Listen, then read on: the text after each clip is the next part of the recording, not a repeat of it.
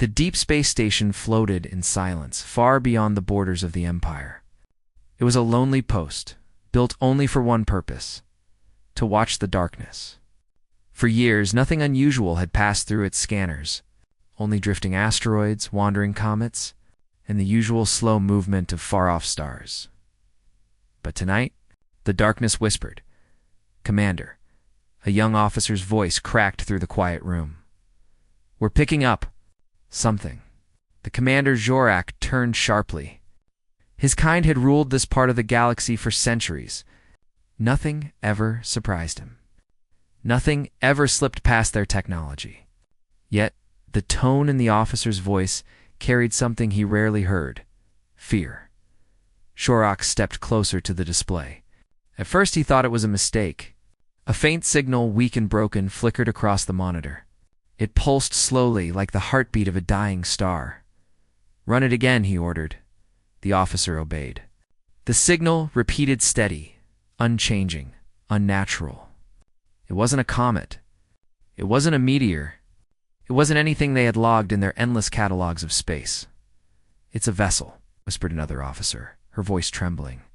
"Mass readings suggest something enormous." The commander scowled. "Impossible. No Empire dares move a ship of that size through this sector. Not without clearance. Not without us knowing." But the data didn't lie. The readings grew stronger with each scan. The object was moving closer, sliding through the void like a shadow that had been waiting for centuries. By the third scan, the silence inside the station had grown unbearable. No one spoke. Officers exchanged nervous glances. The signal was real. The object was real, and it carried a signature no one expected. "Commander," the lead technician's voice shook as he read the data. "Identification code. Not in our archives. It does not belong to the Empire, nor any ally fleet.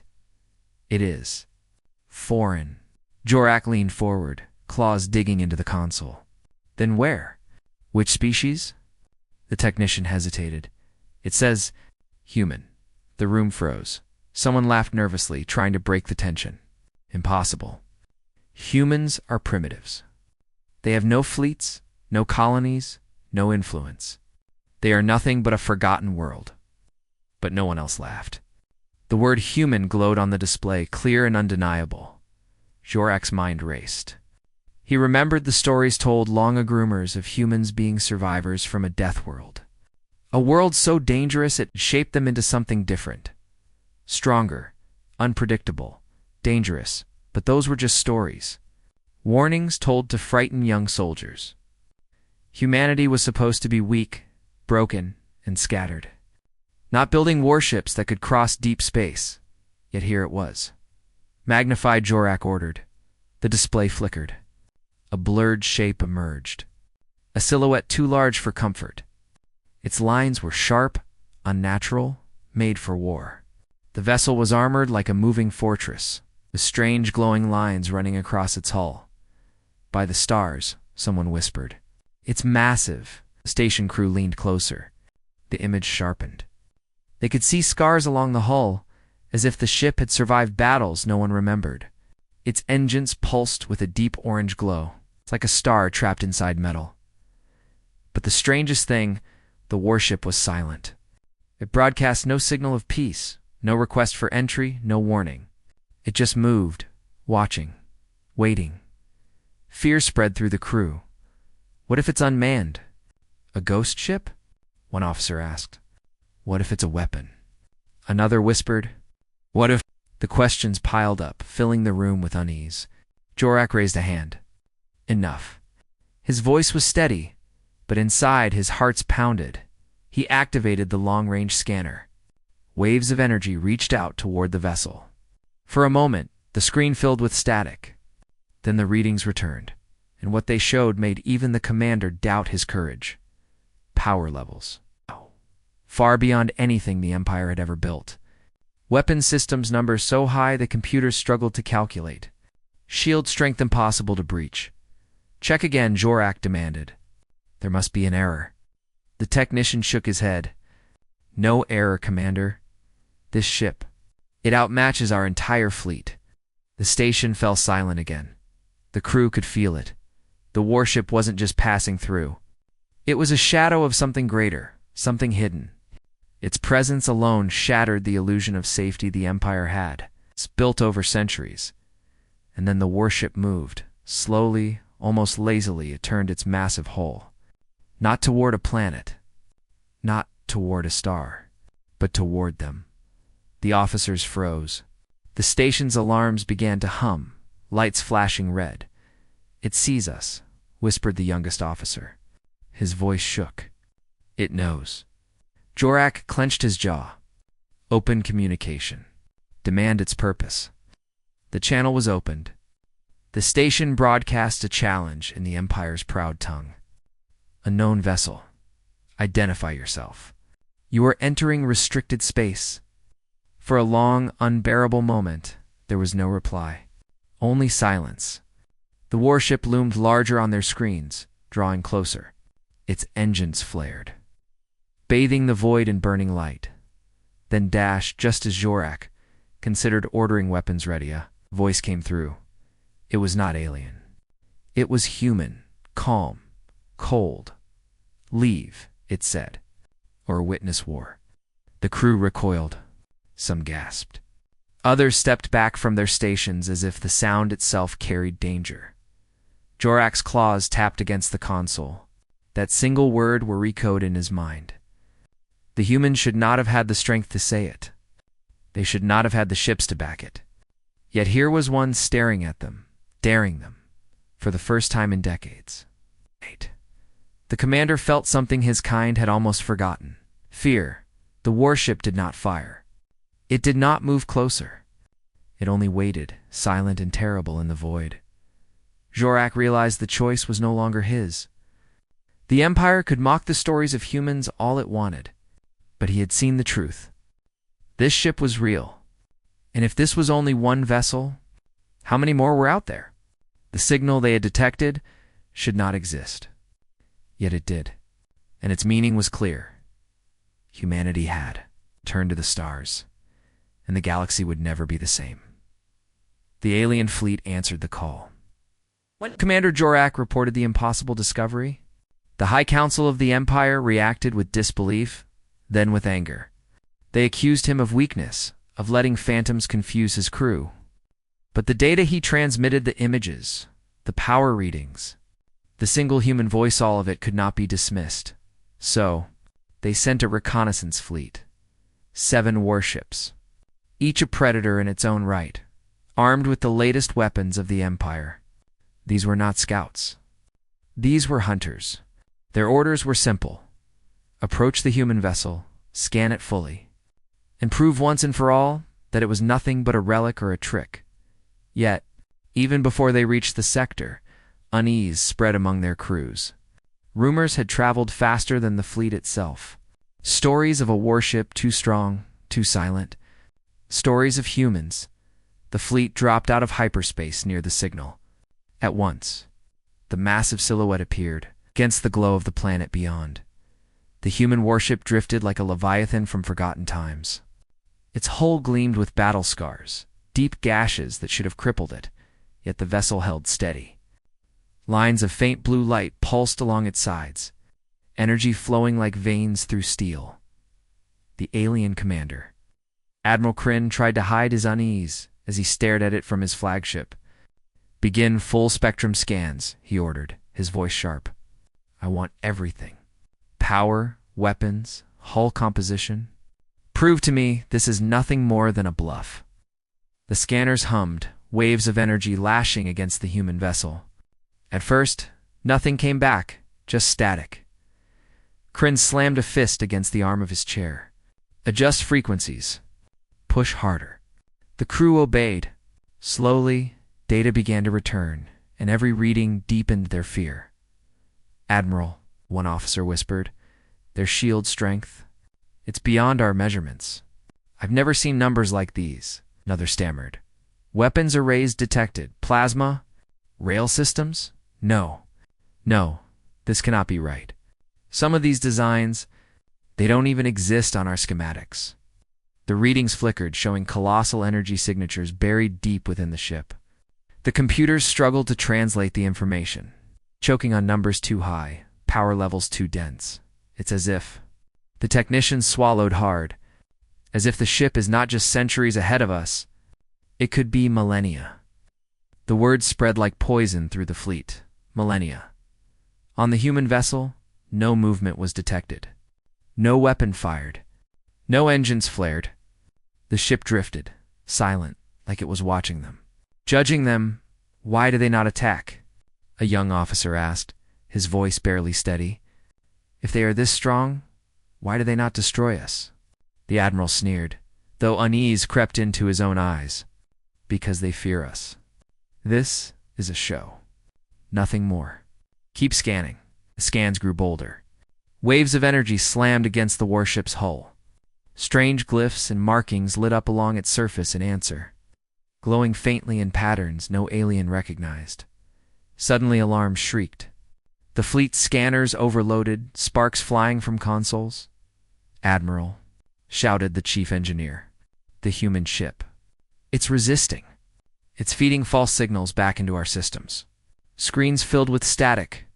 Data fractured into unreadable streams. For a terrifying moment, half the fleet's instruments went dark. And then, through the chaos, a voice broke the silence. It was the same voice Commander Jorak had reported. .com. "Cold, human. You are being watched." The words echoed across every channel, every ship in the fleet. Crew members froze, some clutching their headsets, as if the voice itself had weight. "You do not belong here." The voice continued. "Your scans are meaningless. Your courage is an illusion." Then silence. The alien fleet drifted in shock. Even Admiral Kryn said nothing. He had mocked Jorak's warning, but now the human voice had reached him too. The flagship's crew scrambled to restore data. The readings finally stabilized, and what they saw made their blood run cold. The warship had activated something. Its energy core, once stable, now roared with power. The numbers spiked off the charts, breaking every scale. If unleashed, it was strong enough to erase a planet.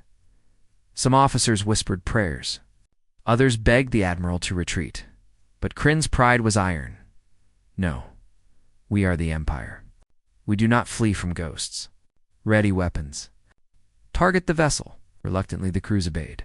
The fleet's warships powered up, their weapons locking on the human ship. Still, the human vessel did not move. Its silence was more terrifying than any attack. Inside the fleet, courage cracked. Officers argued, fear spilling into the open. "What are we doing? We cannot fight this. If we fire, we die. The admiral is blind. This is suicide." Discipline collapsed. Panic brewed like a storm. Some whispered that the human warship wasn't a ship at all, but a harbinger, a warning sent from the darkest parts of space. Finally, the warship stirred. Slowly, deliberately, its massive hull rotated. Weapon systems glowed faintly, targeting lines sweeping across the alien fleet. Every ship's alarm screamed, "Admiral." The tactical officer shouted, "They've locked us. Every weapon they have is targeting us." Kryn froze. His pride faltered. His jaw clenched, but no order came. For the first time in his long career, he had no answer. The human voice returned. Softer now, but heavier, like the weight of a collapsing star. "Leave. This is your only warning." And then, silence again. The alien fleet drifted, trembling. None dared fire. None dared move. Even Admiral Kryn could not force words from his throat, because in that moment, they all understood. This was no bluff. This was not a relic, nor a myth, nor a ghost. This was real, and the courage of the Empire had just shattered in the face of humanity's return. The alien fleet did not move. 7 warships, built to be predators of the stars, floated helpless before the silent shadow of the human vessel. The scanners, the alarms, the voice, everything pointed to a single truth. They were outmatched. Admiral Kryn sat rigid in his command chair, claws digging into the armrests. His pride screamed at him to act, to fire, to prove the Empire's might. But deep in his core, where even his officers could not see, fear gnawed at him. "Admiral," one officer whispered orders. The silence that followed was heavier than any weapon. Then the scanners came alive again. "Power surge," cried the chief technician. "The human ship, its core is expanding. It's impossible." Numbers flooded across the monitors, too high for the computers to process. The human warship's heart burned brighter than a star, its energy spilling into the void like waves of fire. One terrified officer whispered the thought aloud. "Dance." It could erase this entire system. The word spread like poison through the fleet. Every crew member knew it was true. The single vessel carried more destructive power than entire armadas. Arguments erupted. "We must retreat." One shouted. "No, stand your ground." Barked another. "They'll destroy us if we stay. They'll hunt us if we run." Voices rose across every ship, officers clashing, courage crumbling. The Empire prided itself on discipline, but in the shadow of the human warship, discipline dissolved into fear. Inside the flagship, Admiral Kryn slammed a fist against his console. "Silence. You disgrace your uniforms." His voice thundered, but it carried no strength. Even his crew could see the tremor in his hand. The fleet had not yet fired a single shot, but already it was breaking apart. Then the human vessel spoke again. The voice was calm, steady, almost quiet, but it carried across every channel like the toll of a great bell. "You test what you cannot understand. Do not make this mistake again." Words echoed in the minds of the alien crews. They were not shouted, not barked as a threat. They were spoken with certainty, with finality, and that certainty was worse than any weapon. It meant the humans did not fear them. On one of the smaller warships, panic became too much. Its captain shouted over his own crew, "Retreat now." Engines flared and the vessel turned away from the formation. Admiral Kryn roared in fury, but the sound was drowned by alarms. As the fleeing ship accelerated, the human warship reacted. A faint glow rippled along its hull. A single weapon, silent and unseen, released a beam of energy so precise, so controlled, that it cut the fleeing vessel in half in an instant. There was no explosion, no grand spectacle, just silence as the warship drifted into two pieces and vanished into fire. The rest of the fleet froze in horror. One ship. One warning, one death. Fear became absolute. Officers no longer argued. They begged. "Admiral, we cannot fight this. We must surrender." "Please, Admiral, order retreat. This is not war, it is execution." Their voices shook, their courage shattered. For the first time in living memory, the Empire's finest soldiers sounded like frightened children. Kryn's throat tightened. He wanted to shout at them, to call them cowards, to remind them of the Empire's honor. But the truth was too heavy. He had seen it himself. The warship's power was real. The human's warning was real. He could not win this fight. The human vessel moved again, slow and deliberate. Its massive hull turned, weapons glimmering faintly, like eyes watching prey. The alien fleet braced for death, their crews clutching consoles and praying to gods that had long been forgotten.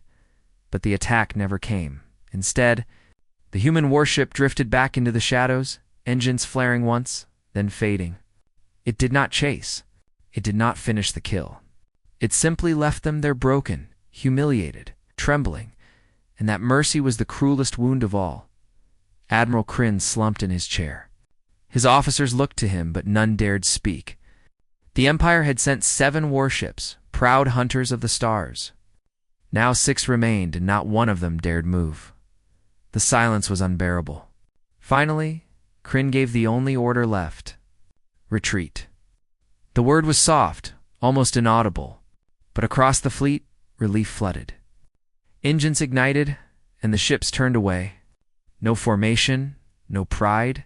They fled like frightened animals, desperate to escape the gaze of the human Leviathan. As they slipped into hyperspace, none dared look back. Yet every crew member knew they would never forget what they had seen.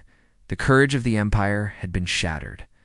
Not by war, not by conquest, but by a single ship, a single message, a single warning, and in the quiet of his flagship. Admiral Kryn whispered a truth he would never share with the Council. If this is only one human ship, then the galaxy is already lost.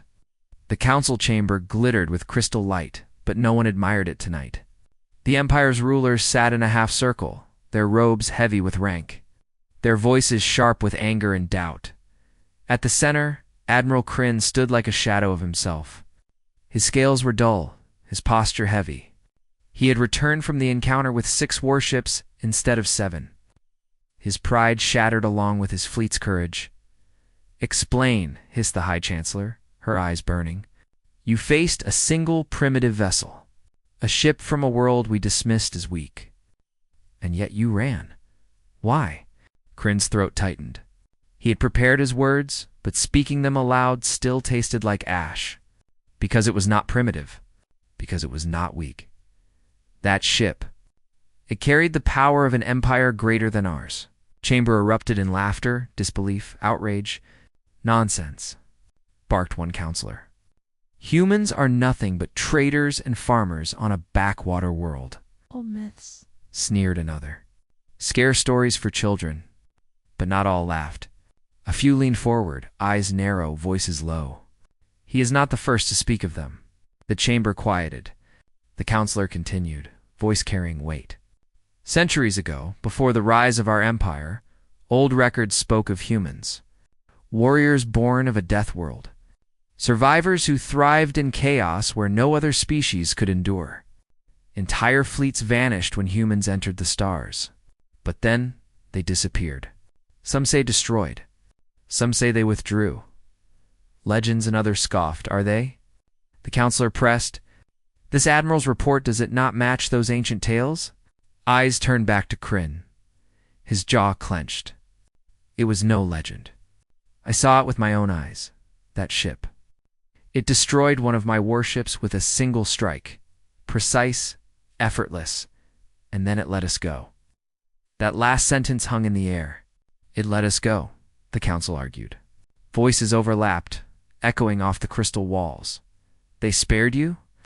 Then it is weakness." "No, it was strategy. Perhaps they wanted fear to spread. And if so, it is working." Outside the chamber, beyond the Empire's core worlds, rumors already ran like wildfire. Traders whispered of a colossal ship drifting in the void. Soldiers muttered about a voice that froze blood in their veins.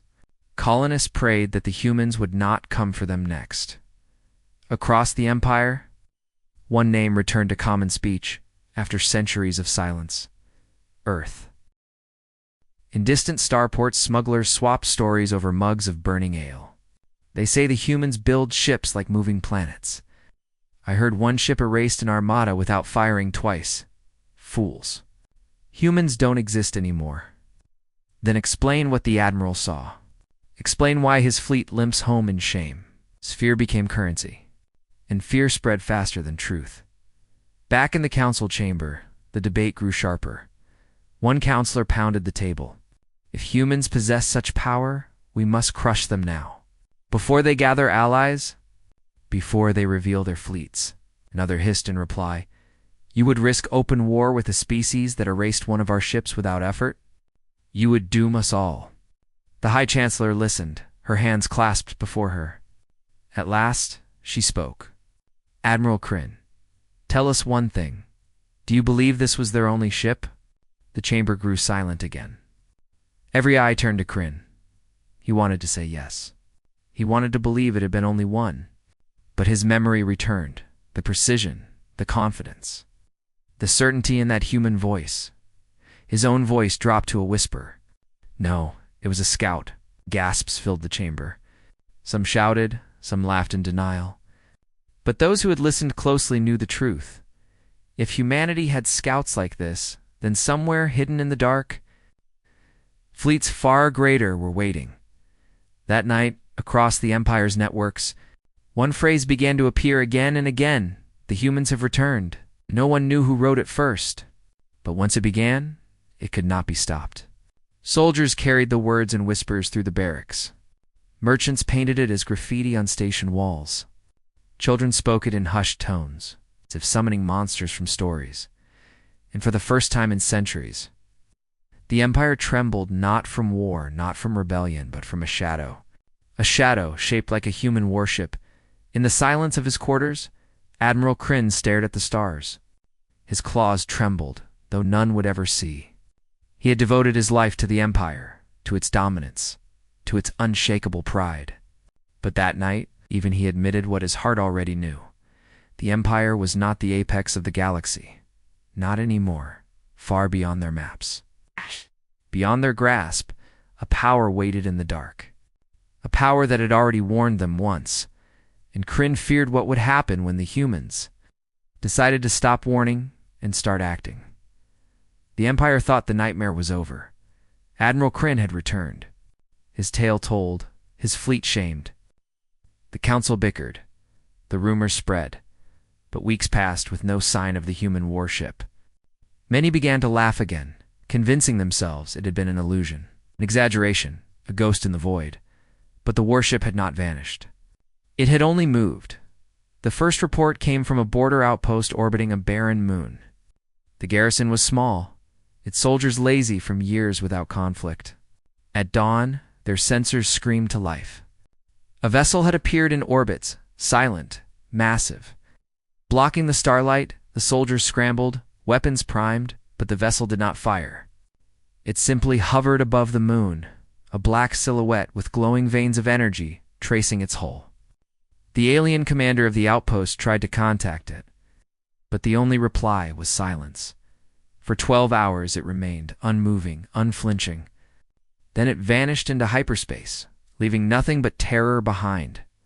By the time the council received the report, 2 more outposts had seen the same. Soon, it was no longer only military stations. A mining colony in the astral belt reported seeing the warship glide past their asteroid fields. Workers abandoned their drills, watching in awe and dread as the colossal ship moved between the rocks like a predator among prey. No weapons were fired, no threats spoken, but every miner swore they felt its gaze upon them, as if the ship itself was alive. Then it was gone. A week later, a trade convoy claimed the same. Their escorts detected a shadow at the edge of their scanners, too large to be a pirate vessel. It drifted close enough for the traders to see its jagged hull against the stars. For one heartbeat, they thought it would strike. But it only lingered, then disappeared into the dark. Fear became a plague. Merchants whispered of seeing the warship. Soldiers swore they could feel it even when their sensors showed nothing. Colonists demanded protection from a threat no one dared name. The Empire's fleets scattered, rushing to defend its borders. But the warship did not attack planets, did not fire upon stations, did not destroy ships. It only appeared silent.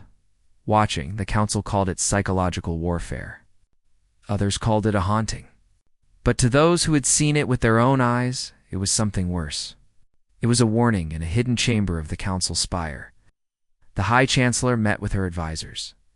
"This cannot continue," she snapped, her voice hard as steel. "Our people panic at shadows. Our fleets waste fuel chasing ghosts. What are the humans planning?" An old counselor, scales pale with age, leaned forward. "It is not war they bring, it is fear. They are showing us that they could destroy us at any moment, but choose not to." "Why?" demanded the Chancellor. The old one's eyes narrowed. "Because they want us to remember. They want us to know that humanity is not gone. They are warning us to step carefully, before they decide to act." The chamber grew silent. Even the Chancellor could not deny it. On the frontier, the warnings grew more direct. At Outpost Niver, the warship appeared without sensors detecting its approach. One moment, the skies were empty. The next, the black Leviathan loomed above, blotting out the stars. For hours it hovered, and then a single message burned across every screen on the outpost. "Do not test us again." No voice, no face. Just words, written in a language the aliens should not have known, but somehow did. When the warship left, half the garrison resigned their posts. Some fled into civilian life, swearing never to wear the Empire's colors again. Even worlds deep within the Empire felt the chill. Trade routes grew empty as convoys refused to travel. Colonies locked down, children whispered about humans in the dark. Fear moved faster than ships, faster than weapons, and in that fear, the name of Earth returned, no longer spoken as a joke, no longer dismissed as a myth. It became a warning in itself. Do not provoke Earth. Do not anger the humans. Do not scan their ships. In the privacy of his chambers, Admiral Kryn read the reports. Each one cut deeper than the last. The Empire had faced rebellions, plagues, invasions. But never had it been undone like this. Not by fire, not by war, but by silence. The humans had not fired again. They had not destroyed another ship. And yet already the Empire trembled, as though it had lost 1,000 battles. Kryn closed his eyes, hearing again the calm human voice that had spoken to him in the void. Leave or witness war, how he understood. This was not mercy. This was not hesitation. This was a warning. And the longer the Empire ignored it, the closer they came to learning what true war with humans would mean, far beyond the Empire's borders. Hidden in the black ocean of space, the warship drifted. Its engines glowed faintly, its weapons silent. Inside, unseen by alien eyes, its human crew watched the chaos unfold. They did not smile. They did not celebrate. They only waited because their mission was not to fight. Not yet. Their mission was to remind the galaxy of a truth it had forgotten, that humanity was still here, and humanity had never been weak. The Empire could not contain the fear anymore. For weeks, reports flooded in, sightings of the human warship near colonies, trade convoys, even deep space refueling stations, always silent, always watching, never firing. Each appearance cracked the Empire's pride further. Soldiers no longer marched with certainty. Captains no longer trusted their weapons. The mere shadow of the warship had undone the strength of centuries, but the silence was about to end. On a quiet trade station orbiting the star Yavris, merchants bustled through crowded markets. Children laughed, traders haggled, ships came and went. Then, without warning, the air itself seemed to freeze. Every screen, every every device flickered once, then went black. For a heartbeat, the entire station held its breath. Then the voice spoke. It was human, calm, steady, unshaken. The same voice Admiral Kryn had heard weeks before. People of the stars, you search for strength. You test what you do not understand. But you have forgotten us. The words carried across the station, across every ship and dock, across every open channel and range. No jammer stopped it. No firewall resisted it. You call us primitive. You call us myth. You believed humanity vanished. But we have always been here, watching, waiting. In the council chamber, the message played in unison. Counselors sat frozen, their scales pale, their voices stilled. On border colonies, farmers dropped their tools, staring at the sky as the human voice filled their fields. On military fleets, crews stopped at their posts, trembling. Hearing the message across consoles and headsets, across the galaxy, billions listened as humanity finally broke its silence. We are not weak. We are not forgotten. We are not broken. The human voice deepened, each word like a hammer against stone. You looked into our ship. You saw only a shadow of what we carry. Yet it shattered your courage. Remember this. It was not a weapon that defeated you. It was fear. Your fear. The words echoed, impossible to ignore. Even the strongest warriors clenched their fists, hearts racing as if the voice reached inside them. We do not seek your worlds. We do not hunger for your stars. But test us again, invade us, threaten us, mock us, and you will see what war with humanity truly means. On the Yavris station, silence followed. Merchants wept. Children hid. Some shouted in anger, others in awe. None doubted the message. Across military fleets, officers glanced at one another with dread. For years they had believed their empire unshakable. But now they understood. Humanity had spoken with the certainty of those who could burn the galaxy, but chose not to. The silence after the broadcast was worse than the voice itself. It left every listener with a single thought: what if they are not bluffing? Then the human warship revealed itself again. On the edge of Yavris, its colossal silhouette emerged from the void, black against the burning star. Thousands gathered at viewports, staring as the Leviathan drifted past. It did not attack. It did not fire. But its presence made the stars themselves feel smaller. The ship glowed faintly with lines of blue energy. Its engines pulsed with restrained fire, and on its hull, letters appeared in glowing script. Written in the Empire's tongue, humanity remembers. The ship lingered only minutes, then vanished into hyperspace, leaving only whispers and terror behind in the council chamber. Panic erupted. They dare threaten the Empire itself, one counselor shouted. They speak as if we are children, cried another. This is a trick, a bluff. But the High Chancellor remained silent. Her eyes stayed fixed on the empty screen long after the message ended. She knew the truth her council feared to admit. No empire in history had ever spoken with such calm certainty. Not even their own. This was not bluff. It was power. Power restrained, but ready, and that made it even more terrifying. Admiral Kryn was there as the debate raged. He listened, but said nothing. He had seen the warship. He had felt its gaze. Now the entire galaxy had heard the voice that once spoke only to him. He thought of the counselors who demanded war, who spoke of striking Earth before it grew stronger. He wanted to laugh, but laughter would have turned to despair, for he knew what they did not. That single ship was not Earth's fleet. It was a messenger, a warning, and if the humans ever came in force, there would be no debate. Only ashes. Far from the Empire's core, deep in the black void, the human crew gathered around their consoles. The broadcast had reached every system, every ship, every council chamber. The galaxy had heard their voice. Captain Marissa stood on the bridge of the warship Aegis, her face calm, her eyes unblinking.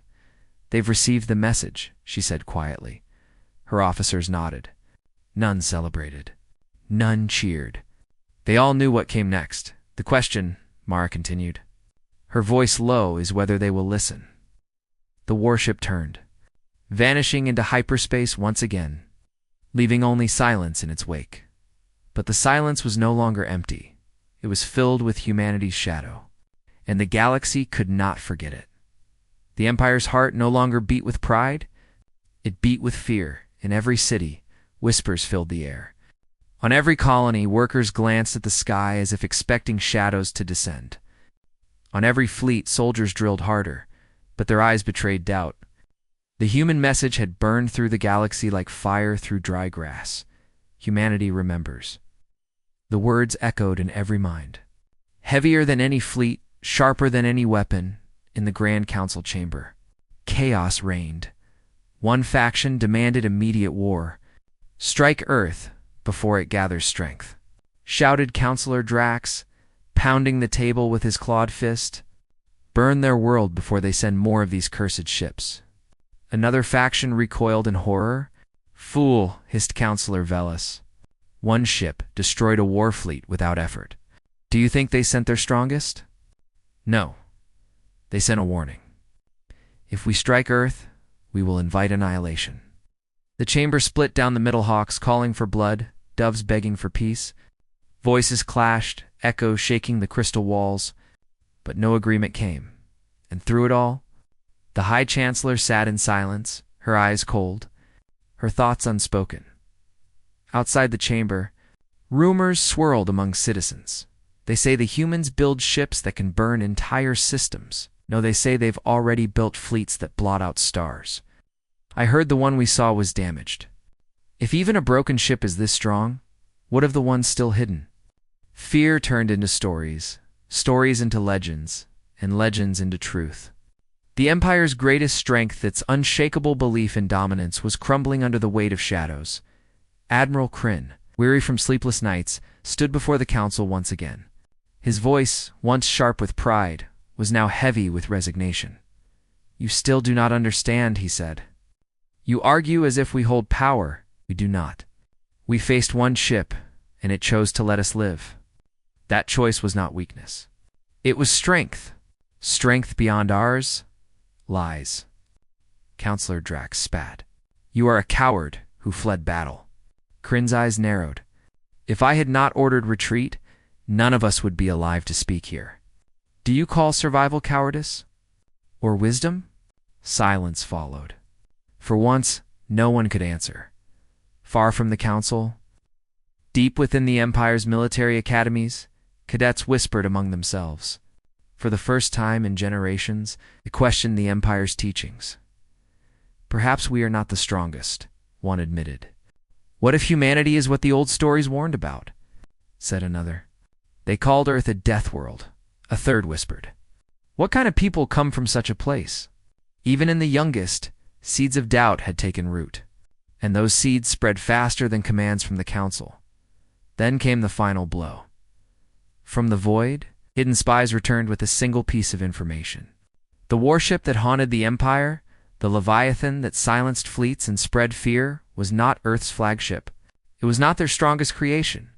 It was only a scout. The report spread like fire. Soldiers who once dreamed of glory dropped their weapons in despair. Admirals who demanded war fell silent, their throats dry with terror. Even the proudest counselors stared at one another with wide eyes, knowing what it meant. If one scout could shatter the courage of an empire, what would a fleet of them do? In the council chamber, the High Chancellor finally spoke. "We can no longer pretend. Humanity has returned to the stars, and they did not come to beg nor to bargain. They came to remind us who they are." Her gaze swept the chamber, cutting through the silence. "War will not save us. Pride will not save us. The question before us is simple. Do we seek peace, or do we prepare for extinction?" The counselors lowered their heads. None dared answer. For the first time in centuries, the Empire had no command, no certainty, no path forward, only fear, and beyond their borders, far from their sight, the human vessel Aegis drifted once more, on its bridge. Captain Mara Saeed stood in silence, her crew around her. Reports of fear, panic, and trembling counsels reached them through intercepted transmissions. Message received. Her first officer said quietly. Mara's eyes remained fixed on the stars. "Good. Then the galaxy remembers." Pause. Her voice dropped lower, steady, unshaken. "But this is only the beginning." The Aegis turned, its engines burning with controlled fire, vanishing into hyperspace once more.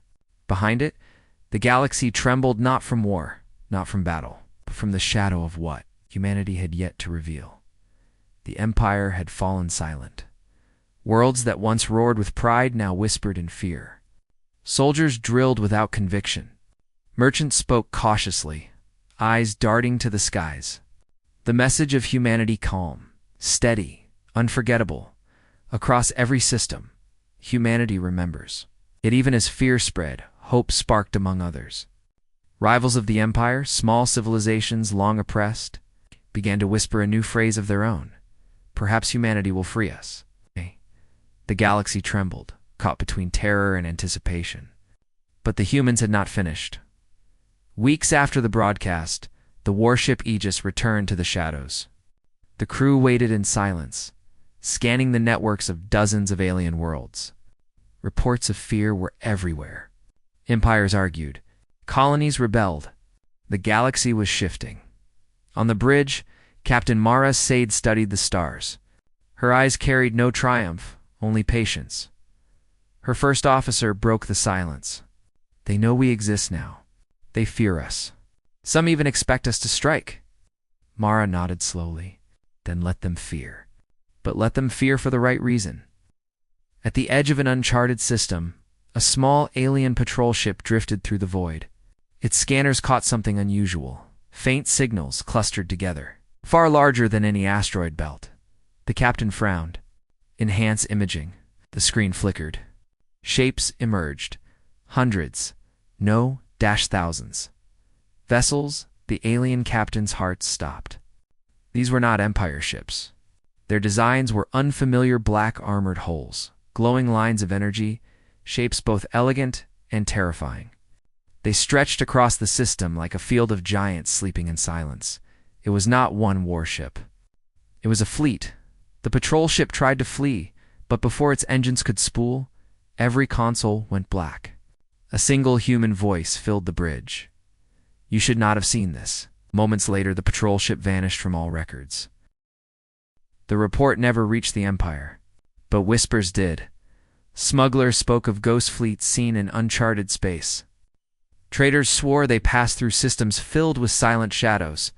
Refugees claimed to see black ships gathering in formation.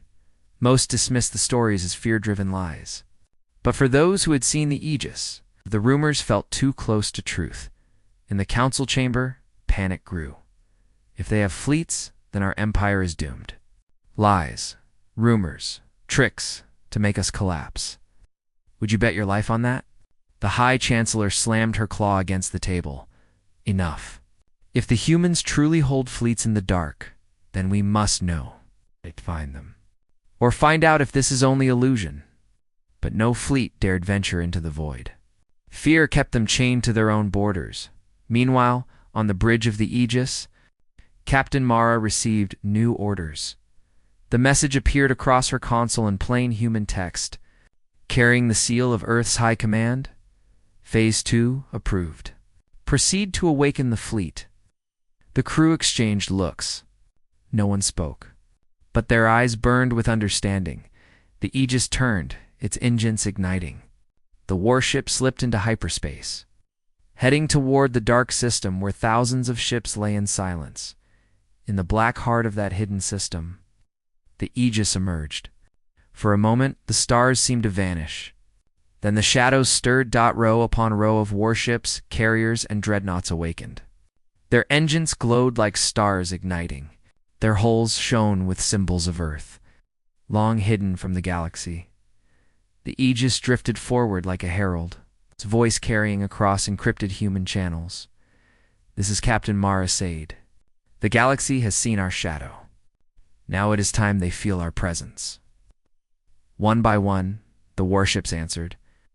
Their lights pierced the void, thousands of beacons awakening after centuries of silence, and together, they began to move. The Empire would soon learn the truth. The galaxy would soon learn the truth. The warship they had scanned was never the threat. It was only the messenger.